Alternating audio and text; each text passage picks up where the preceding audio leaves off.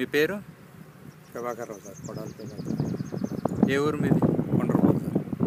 మీరు ఏ పద్ధతి ద్వారా వరి పండిస్తారు ఇప్పుడు? ఎప్పుడైనా మామూలుగా నాట్లు వేసేవాళ్ళం సార్. వాలంటీర్ వాళ్ళ ద్వారా హైదరాబాద్ మేము ట్రైనింగ్కి పోయాం సార్.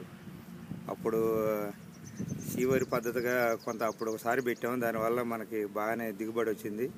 సారాలు కూడా అదే పద్ధతి మీద దమ్ము చీరతో కూడా వేయమన్నారు, కానీ మాకు దమ్ము చీర అనుకూలంగా టయానికి అందలేదు సార్.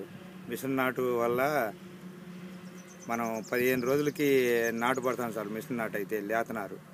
అదే మనం మామూలుగా ఉడిపెత్తేనేమో నెల రోజులు పడతాం సార్. దానివల్ల పిలక దిగుబడి తక్కువ వస్తుంది అనమాట. ఇదైతే పిలక దిగుబడి ఎక్కువ వస్తుంది. దీనివల్ల దిగుబడి కూడా ఎక్కువ వస్తుంది. మనం మొన్న సార్వాలో కూడా పెట్టాం సార్. ఆర్దర్ పద్ధతిగా పెడితే దిగుబడి కూడా అన్నిటికన్నా ఎక్కువ వచ్చింది సార్. మా వరకు అయితే ఒక 20 ఎకరాలు ఆర్దర్ పద్ధతి పెట్టాం. దానివల్ల ఎకరం 40-45 బస్తాల కాడికి అయింది సార్.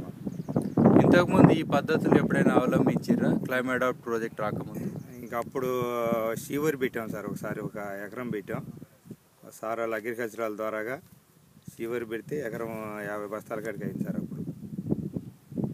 ఆ పద్ధతి వల్ల. ధన్యవాదములు.